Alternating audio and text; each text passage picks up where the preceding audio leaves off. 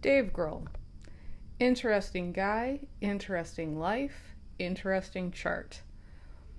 I'm not going to be the morality police about him having a kid outside of his marriage.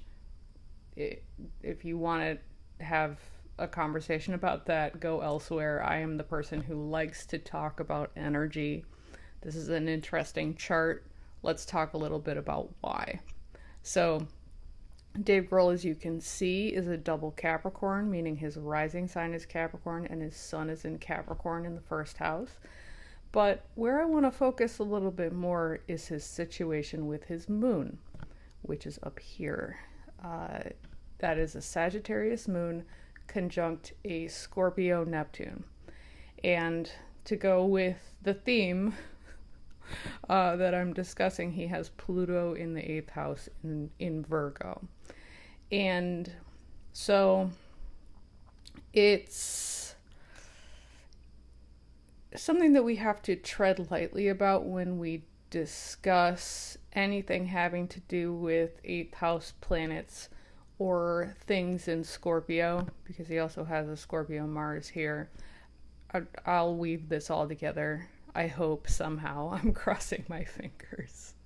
But what I want to lead off with is that as someone who has the moon conjunct Neptune, I would like to make the thesis statement that the moon does not belong next to Neptune ever for any reason. I will try not to make it about myself, but I just want to tell you a little bit about what that's like and why it's particularly important with Dave Grohl's chart.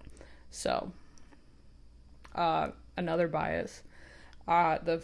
I dated someone who has a Moon-Neptune conjunction with the moon in Sagittarius as well. So let's start just with a Sagittarius moon. I know plenty of people with Sagittarius moons. They are a free people. Sagittarius with a moon sign just likes to wander.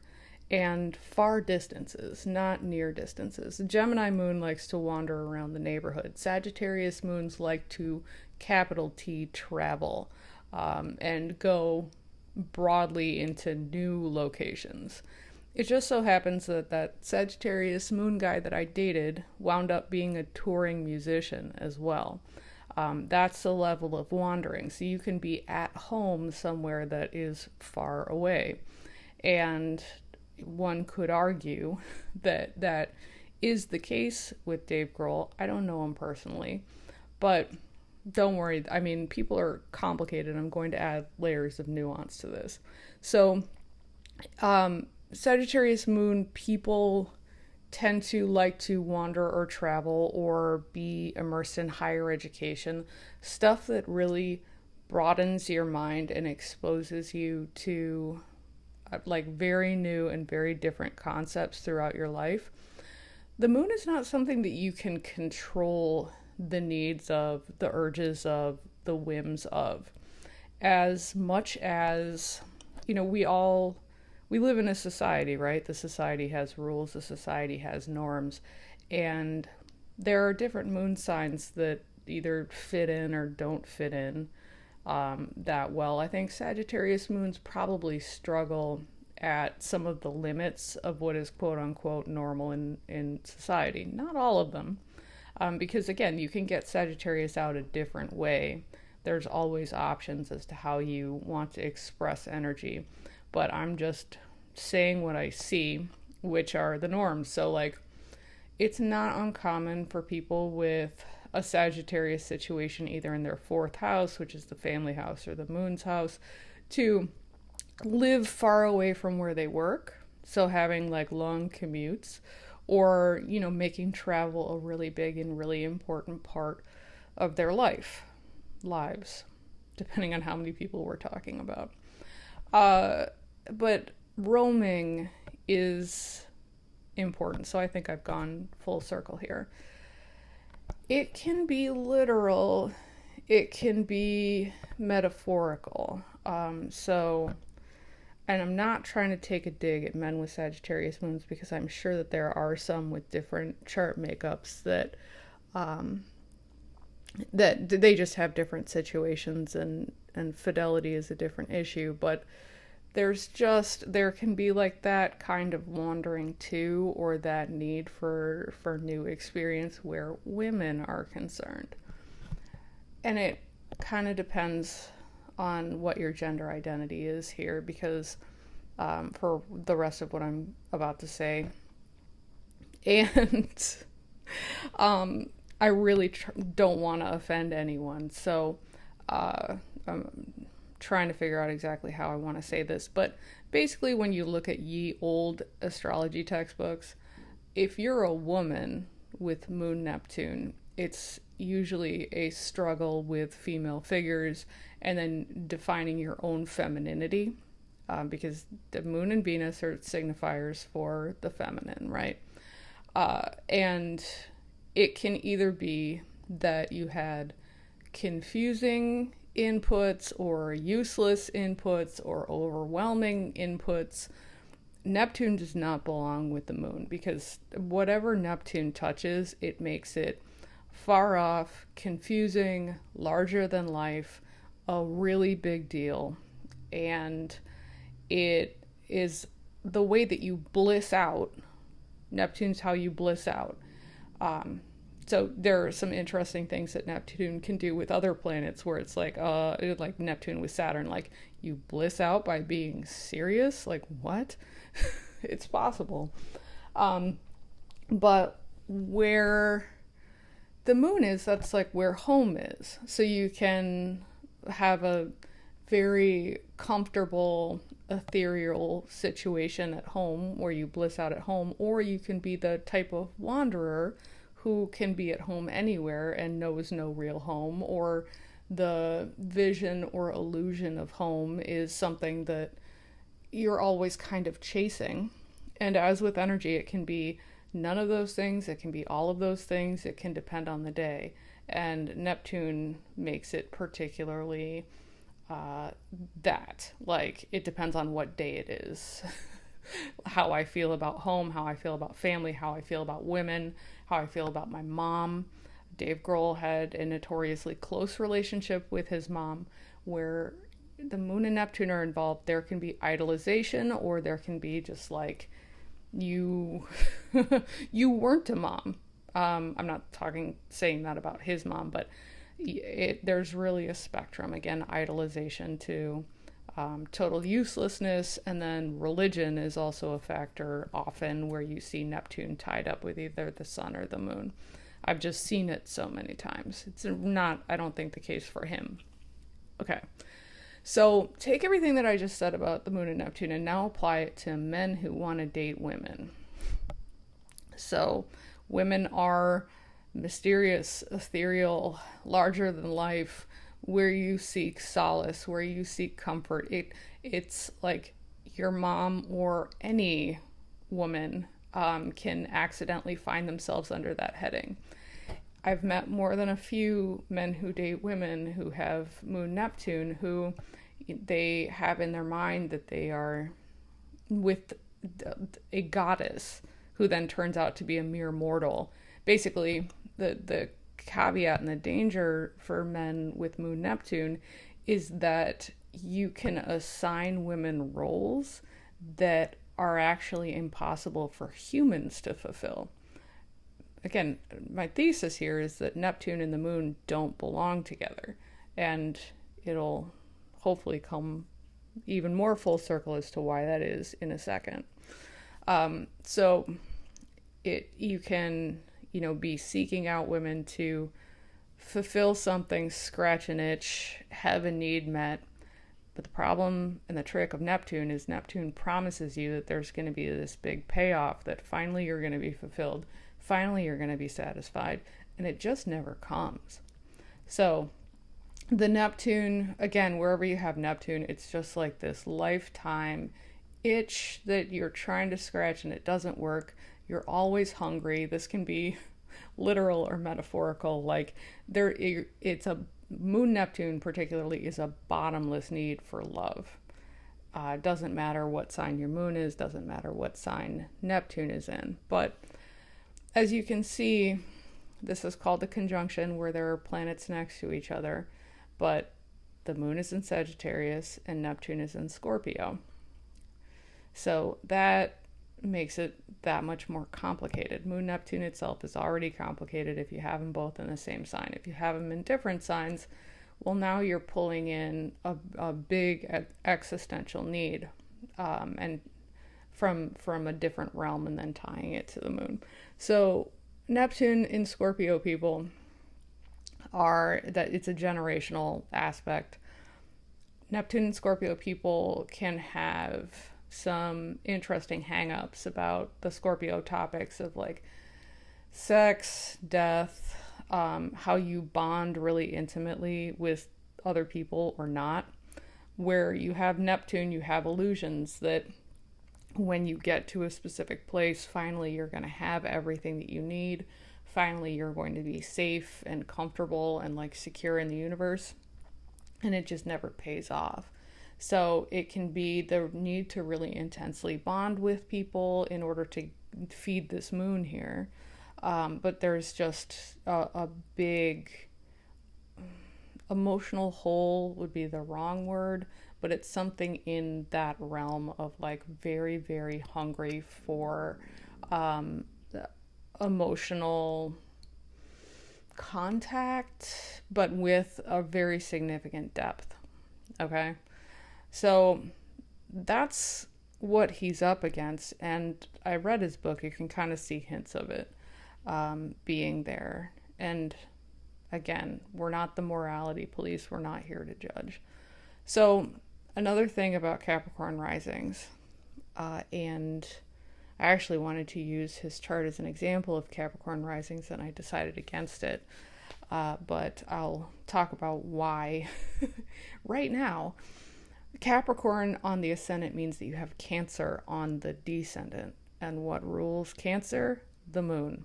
So the moon as a signifier for your significant others is a very, very interesting situation to find yourself in, because Cancer is a sign of parenting. So it ties in this like need to be nurtured by your significant other, or you can accidentally marry someone you're attracted to and then slowly try to make that person your mom. And I know that's weird, but you know, this is like a concept that exists in myth, so it's kind of a taboo thing to talk about, but it's also been in existence for as long as we have been in existence. It's just like it's kind of a thing. It's something that you would already need to be careful about. Just if you were a Capricorn rising alone, be very careful about why you're attracted to other people. Is it because you're looking for nurturing, right? But you just add Neptune to the signifier for who you want to relate to, and it makes it murky, it makes it confusing, it makes you make mistakes, that, you seek somebody out and then it turns out like, oh my God, they're exactly like my mom or an important parent figure or grandmother or something. And it is hard, I believe, to be attracted to your mom. So I don't know what exactly happened. It is absolutely none of my business, but I'm trying to humanize this a bit because it's something that has always existed in his chart and he's always been struggling with. So it's just like, you can see it in some of the ways that he has spoken about women. He has great respect for women. And just because the sky likes its jokes, I think it's important to point out that this man has daughters. I don't think he has any sons. He has daughters. So that's just even more Moon-Neptune. I'm not saying that I'm not trying to pull in that his daughters are people that he would date. Like, just to be super clear, I don't mean it that way. Even if you're not Capricorn rising, Moon-Neptune anywhere in your chart is a signifier for all females. So if you are female, it can give you problems relating to women, because that can just be confusing to you, and your gender identity or the way that you express your gender can be difficult. That I can say from experience. But I have much more sympathy, I guess, for men with Moon-Neptune, men who date women, because they are up against this in their romantic life of just like trying to see through a veneer and trying to get to the bottom of, should I be with this person? Is this person who they say they are? But there's just usually an idolization and a mystification, or unfortunately the idea that women or a relationship or having this like close emotional bonded love can save you. So let's say you're just having a bad day. Your moon, if you have Moon-Neptune, kicks in, and then it starts Neptuning of like, I need to be saved. I need somebody to save me. I need it to be a woman. That's gonna be an Achilles heel. So I'm not making excuses. I'm just trying to explain it. Like having, and then also with the layer of having dated someone with a Sagittarius moon conjunct Neptune, and the frustration of like, why are you always roaming? Why are you always off somewhere? Why are you seeking solace in women or other women? That is something that I experienced of like, because it became that I wasn't enough for that person. Like, even though we had energy in common, because I too have a Moon-Neptune conjunction. So like nothing felt more warm and snuggly because we had that same need for the emotional connection. But like by the same token, I also wasn't enough. And I was acutely aware of that. So Neptune sucks. It shouldn't be next to anybody's moon ever. I see the hang up again and again and again, but I think that men have it worse than women. Okay. Pluto in the 8th house also, it's just, the 8th house is the betrayal house, I think, far and away. So when you have Pluto in the 8th house, you have eruptions from time to time of big bad issues that you just have to deal with throughout your life, of like something really bad happens and you are gonna have to rebuild from that. Arguably, we have seen in a very public manner Dave Grohl do this before, right? And he also has, the Pluto is trine his sun, which is a nice aspect. So it is a pretty robust ability to rebuild. And then just a fun and interesting thing, like, yes, this is a Scorpio Mars. I could talk about that, but this is already veering into the too long range. This is very close to his midheaven, though. So it's how you're seen publicly is like very male. Very, like, it is somebody who's like publicly like very male, usually an exalted male figure, or somebody who, regardless of how sensitive he might really feel deep down looking at you over here, and I'm circling Moon-Neptune, despite that sensitivity, people are going to look to you to be strong, to be male, to be masculine his whole life, not just having to do with his public role, although that is very obviously the case. Okay, that's almost enough, but I just want to point out one more thing, and this is where I'm going to get super nerdy, so I hope that I don't lose you. I'm going to do something weird with my screen for a second so that I can do it. I could look at Dave Grohl's transits, but I found his progressions to be more interesting. And so these are progressions. It's a day for a year method, meaning that every day after Dave Grohl was born, these things on the outer wheel here just crawled around his chart, because progressions are very slow and throughout your life. So as you that, and they follow the sun mainly. I could get more into it, but and I'm not explaining it well. So I'll try again another day. But basically you can see the sun started here and has now moved down here. So if you were to count the number of degrees that the sun has moved, that's the number of years Dave Grohl has been alive. So every year the sun moves another degree. Okay? And this is something that you want to check. You want to check people's progressions once you get good at astrology. There are several books, and I've recommended one. But this is the slam dunk of like shitty time in life. So his progressed ascendant has moved. This is its fourth sign that it's in. If you're Capricorn rising, your ascendant starts progressing pretty quickly. Some people don't get 4 progressed ascendant signs. Again, I'm getting very nerdy right now. It's here in Aries, and it's within a degree of his natal Saturn. Excuse me. So this is a sign of hard times and life constriction and needing to suck it up and be an adult.